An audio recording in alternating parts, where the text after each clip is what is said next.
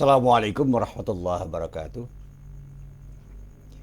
Alhamdulillahilladzi an'amana bi ni'matil iman wal islam. Asyhadu an la ilaha illallah wahdahu la syarikalah wa asyhadu anna Muhammadan abduhu wa rasuluh. Allahumma salli wa sallim ala nabiyyina Muhammad wa ala alihi wa sahbihi wa man walah. Amma ba'd. Para jamaah yang dirahmati Allah, sekali lagi saya tekankan sebelum saya lupa bahwa mari kita mencoba untuk mensyukuri nikmat Allah itu dengan sungguh-sungguh. Karena hanya dengan sikap syukur itu kita akan mendapatkan kebahagiaan yang terindah, terbaik, berkualitas dari Allah Subhanahu wa taala. Karena Allah menjamin siapapun yang bersyukur atas nikmat-nikmat yang telah diberikan olehnya kepada kita, pada diri siapapun, maka siapapun itu akan mendapatkan tambahan kenikmatan dari Allah Subhanahu wa taala. Dan ini janji Allah yang tidak mungkin diingkari. La in syakartum la azidannakum wa la in kafartum inna adzabi lasyadid. Tapi kalau kita tidak mampu mensyukuri semua kenikmatan yang datang dari Allah, yang telah diberikan oleh Allah pada diri kita, maka kebahagiaan itu tidak akan bisa kita dapatkan. Justru pada saatnya kita akan mendapatkan azab dari Allah Subhanahu wa taala. Nauzubillahi min dzalik. Para jamaah yang dirahmati Allah, hari ini saya ingin bercerita.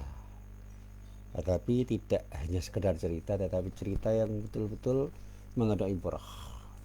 Bukan hanya berangkat dari pengalaman saya pribadi, tetapi banyak dari pengalaman orang, dan tentu saja hasil perenungan saya terhadap kisah-kisah yang ada di dalam Al-Quran tentang cinta dan bagaimana cinta itu membangun sesuatu yang indah. Jadi kenapa saya memilih tema cinta ini bukan apa-apa. Ya, kebetulan saya sedang mencermati kenapa orang sedemikian rupa itu cerita tentang cinta dan mendambakan cinta. Begitu orang kehilangan cinta, dia sedih, dan ketika mendapatkan cinta, dia bahagia. Tetapi cinta itu tidak akan menjamin kebahagiaan ketika salah arah. Cintailah apapun dan siapapun karena Allah, maka disitulah Allah akan hadir dan akan memberikan kebahagiaan pada diri kita, karena kita mencintai sesuatu dengan cara yang benar, dengan proses yang benar, dengan niat yang benar. Dan tentu saja tujuan kita mencintai sesuatu itu adalah mencintai dengan benar, karena semuanya kita tujukan dalam rangka untuk mencari ridha Allah Subhanahu wa taala. Saya seringkali mengatakan, ku cintai diriku karena Allah, dan bagaimana saya mewujudkan cintaku pada diriku untuk Allah. Jadi kita berangkat dari sebab dan juga berangkat dari sebab itulah kita menuju sesuatu segala hal yang seringkali saya sebut sebagai tujuan akhir dari apa yang kita lakukan. Jadi sesuatu itu macam-macam. Saya mencintai diri saya mencintai apapun dan siapapun karena Allah, itu memang latar belakangnya jelas, niatnya jelas, motivasinya jelas, dan tujuannya juga untuk Allah. Disitulah kemudian cinta itu menjadi indah. Karena apa? Allah mengiringi kita, Allah membersamai kita. Di hati kita ada Allah, Allah hadir di hati kita, dan kita hadir di sisi Allah. Indahnya luar biasa. Dan itu yang dulu pernah saya gambarkan pada kisah tentang Nabi Ayub bersama istrinya yang bernama Rahmah.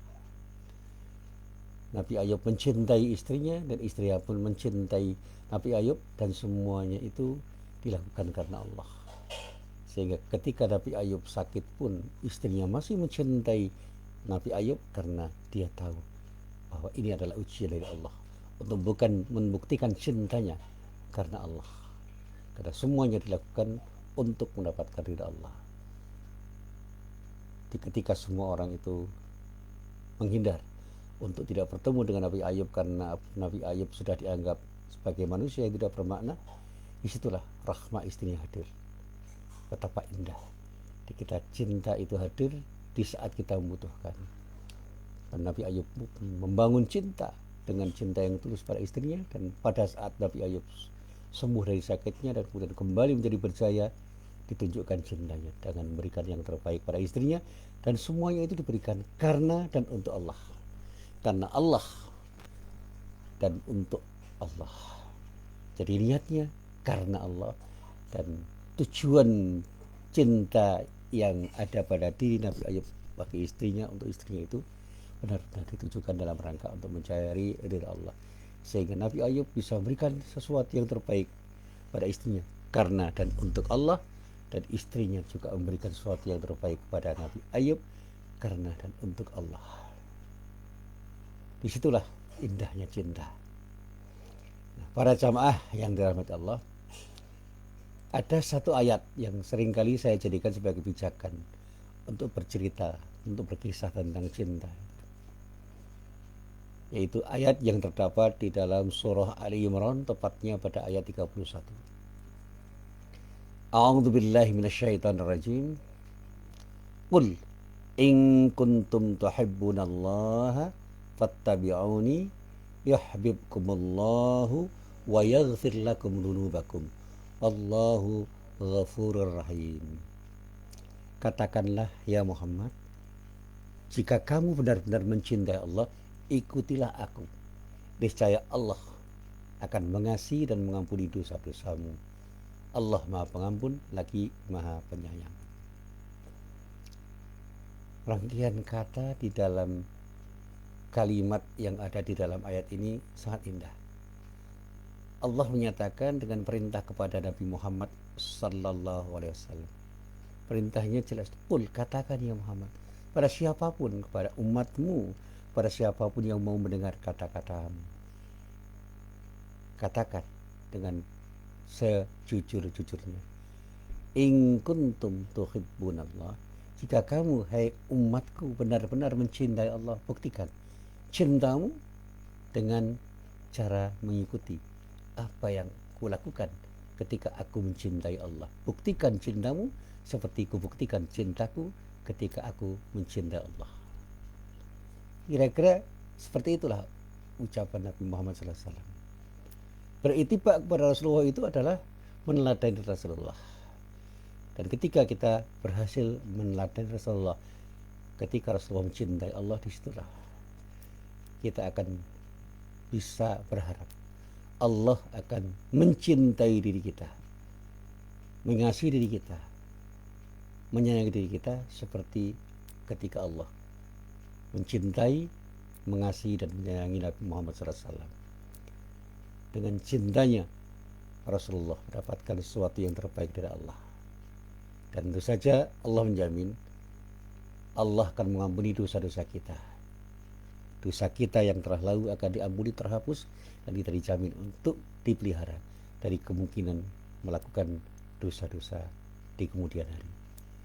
Sehingga hidup kita menjadi indah karena kita bersih dari dosa, hati kita bersih dari dosa, dan kita terjaga oleh Allah untuk tidak melakukan perbuatan dosa dalam hidup kita. Dan Allah menjamin karena Allah lah yang Maha Pengampun, mengampuni semua dosa-dosa yang telah lalu, dan pada saatnya menjaga diri kita untuk tidak berbuat dosa di masa yang akan datang. Dan Allah Maha Penyayang, dan dengan sikapnya Allah selalu memberikan kasih sayang kepada siapapun, apalagi kepada orang-orang yang betul-betul mencinta Allah. Allah akan mencintai diri kita lebih dari cinta kita kepada Allah. Para jamaah yang dirahmati Allah, saya pernah mengatakan begini, salah satu perintah di dalam Islam adalah menyatakan cinta karena Allah. Tetapi tentu saja cinta bukan dinyatakan pada lawan jenis yang tidak halal karena adanya godaan besar di balik itu. Jadi cinta itu bukan sesuatu yang terkait dengan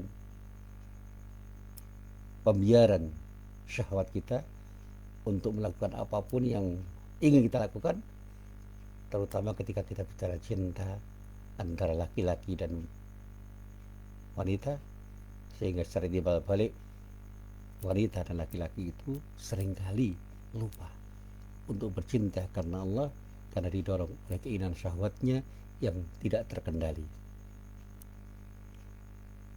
Kali-kali saya diminta komentar tentang peristiwa-peristiwa perselingkuhan. Saya katakan itu manusiawi, tetapi yang manusiawi itu tidak selalu benar, karena seringkali orang itu menyalahi fitrahnya.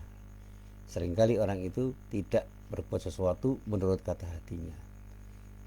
Dia seringkali tidak jujur terhadap dirinya sendiri, dan pada saatnya dia terdorong oleh godaan setan, membiarkan dirinya dikendalikan oleh hawa nafsunya, dan pada saat dia bercinta, dia bukan mencintai karena Allah, tapi mencintai karena dorongan hawa nafsunya. Disitulah dia akan mendapatkan sesuatu yang tidak baik karena cintanya. Sementara ketika dia betul-betul mencintai karena Allah, dan semuanya itu ditujukan dalam rangka untuk mencari ridha Allah, semuanya akan menjadi indah. Berangkatnya indah, ketika berjalan menjadi indah, dan akhirnya pun menjadi indah. Jadi ketika berangkat menjadi betul-betul indah, dan ketika memperoleh menjadi indah, dan ketika berhasil mendapatkan sesuatu yang terbaik dengan cintanya itu, semuanya happy ending, berakhir dengan indah. Inilah yang dulu pernah saya ceritakan tentang bagaimana Rasulullah mencintai Khadijah, dan Khadijah pun mencintai Rasulullah karena Allah. Ketika Rasulullah itu berdakwah, semuanya indah karena didukung oleh Khadijah.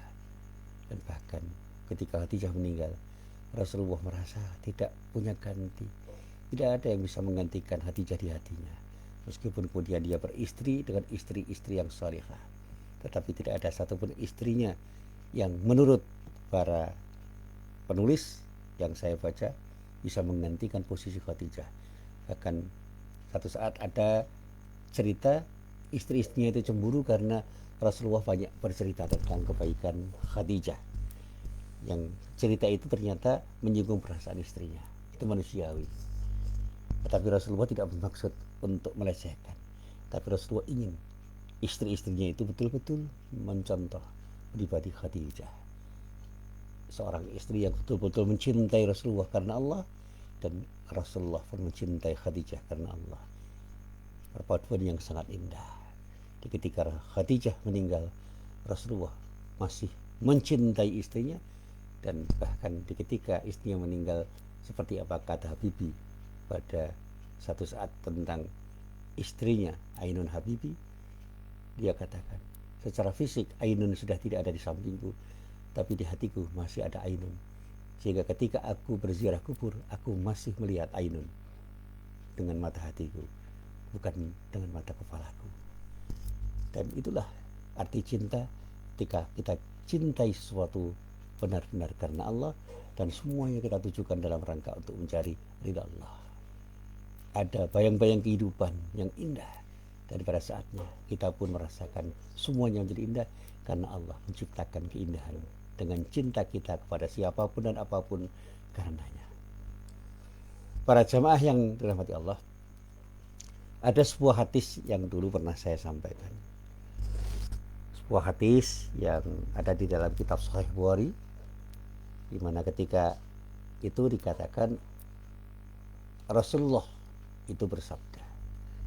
Hadis ini berasal dari Habib bin Ubaid, dari Miqdam ibnu Ma'di Karibah. Dan ketika itu diceritakan, Habib bin Ubaid menjumpai Miqdam ibnu Ma'di Karibah, dan pada saatnya dia berkata bahwa Nabi Muhammad sallallahu alaihi wasallam itu pernah bersabda. Apa sabda Nabi Muhammad sallallahu alaihi wasallam itu? Kata Miqdam ibnu Ma'di Karibah, Rasulullah bersabda, "Idza ahabba ahadukum akhahu fal yu'limhu annahu ahabbahu." Jika salah seorang di antara kalian mencintai saudaranya, hendaklah dia memberitahu saudaranya bahwa dia mencintainya. Katakan cinta dengan sejujurnya, sehingga orang tahu bahwa kita mencintainya. Kira-kira begitu. Katakan cintamu kepada siapapun yang kau cintai, hingga dia tahu bahwa Anda mencintainya, bahwa Anda mencintai dirinya, bahwa kemudian Anda tidak mendapatkan cintanya karena dia tidak balas cintanya dengan cinta yang tulus seperti ketulusan cinta Anda. Kembalikan semuanya kepada Allah Subhanahu wa Ta'ala.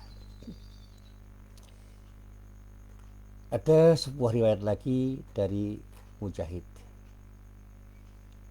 Pada saatnya Mujahid itu mengatakan begini. Ada seorang sahabat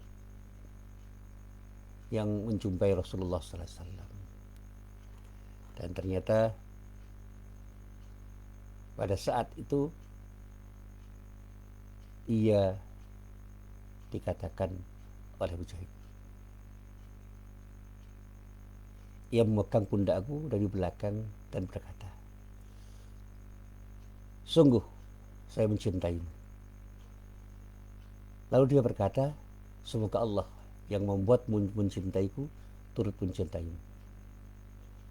Kemudian katanya, "Kalau sekiranya Rasulullah sallallahu alaihi wasallam tidak bersabda, jika seseorang pria mencintai saudaranya, hendaklah dia memberitahu bahwa dia mencintainya, maka tentulah ucapanku tadi tidak kuberitahukan kepadamu."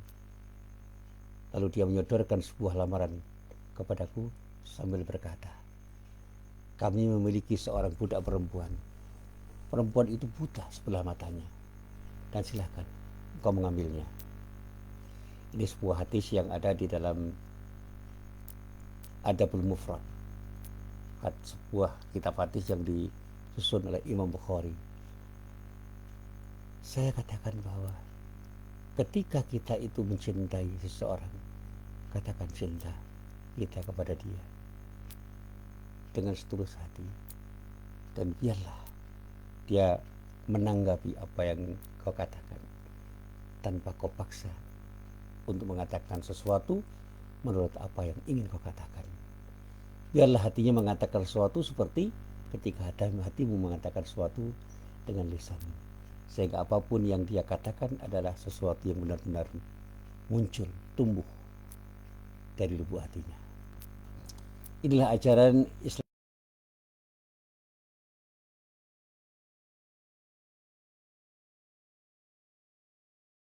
kita.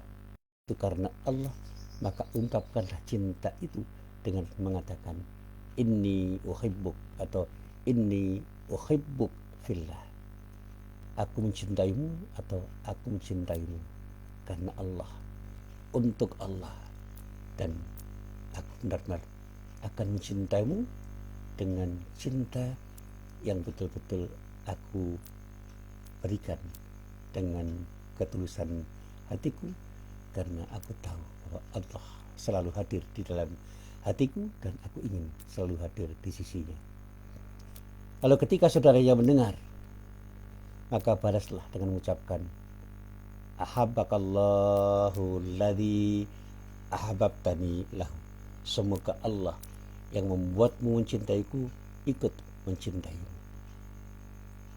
Indah sekali. Semoga Allah yang menjadikanmu mencintaiku ikut mencintaimu.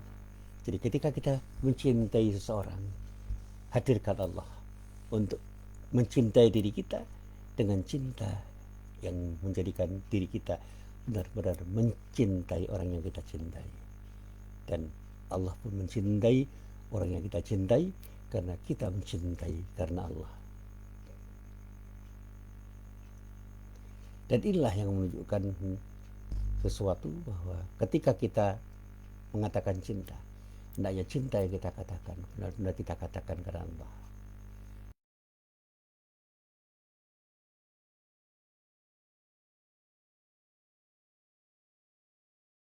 Bukan karena maksud yang lain. Para jamaah yang dirahmati Allah, ada satu pernyataan lagi dari Abdullah bin Abbas.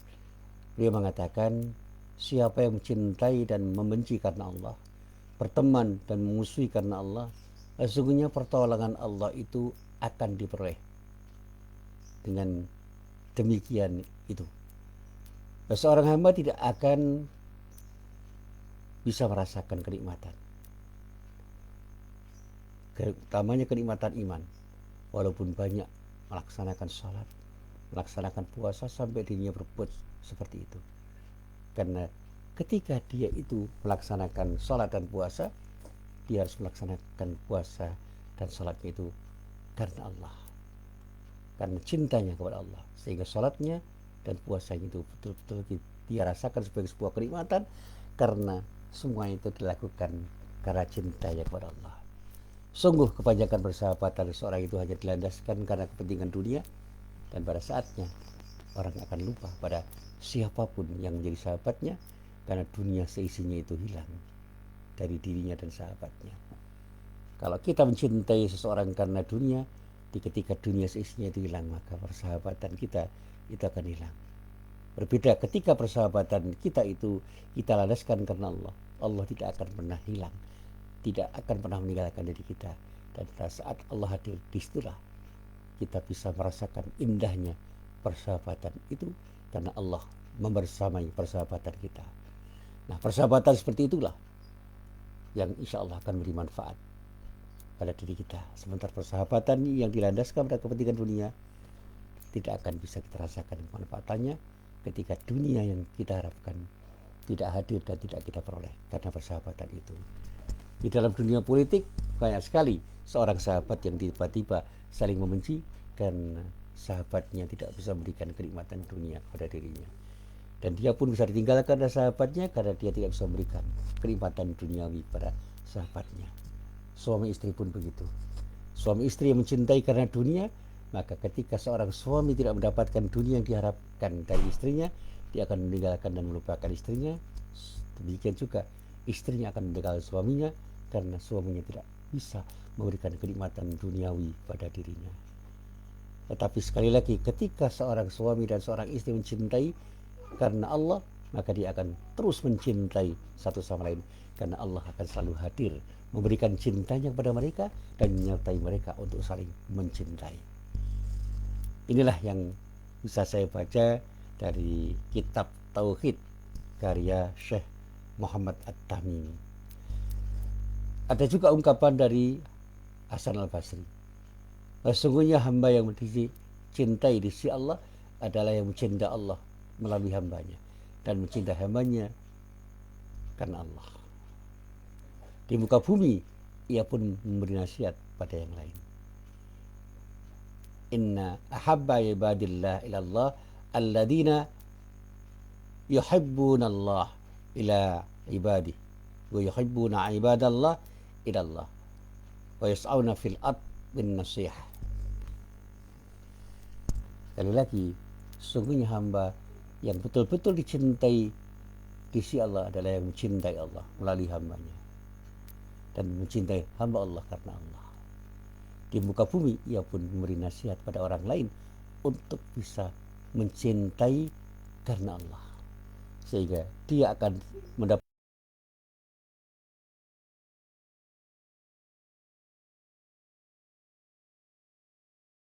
adalah dia tengah mencintai Allah dengan menjadikan sesuatu yang dicintai sebagai wasilah, sebagai sesuatu yang akan mendatangkan cintanya kepada Allah, sehingga Allah pun akan mencintainya karena dia mencintai apapun benar-benar karena Allah.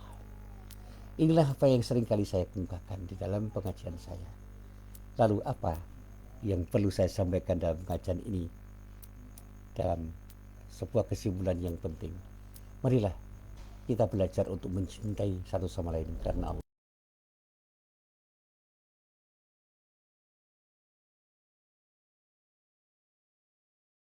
Ketika seorang suami mencintai istrinya benar-benar karena Allah, dia akan memberikan yang terbaik pada istrinya karena Allah, dan benar-benar semua ditujukan dalam rangka untuk mencari ridha Allah. Seorang istri yang mencintai suaminya karena Allah, dia akan memberikan sesuatu yang terbaik pada suaminya karena Allah, dan benar-benar dia hanya ingin memberikan yang terbaik itu dalam rangka untuk mendapatkan ridho dari Allah Subhanahu wa taala. Demikian juga ketika kita berteman, ketika kita bertetangga, ketika kita berinteraksi dengan siapapun, berikan cinta kepada siapapun yang berinteraksi dengan kita karena Allah dan untuk mendapatkan ridha Allah.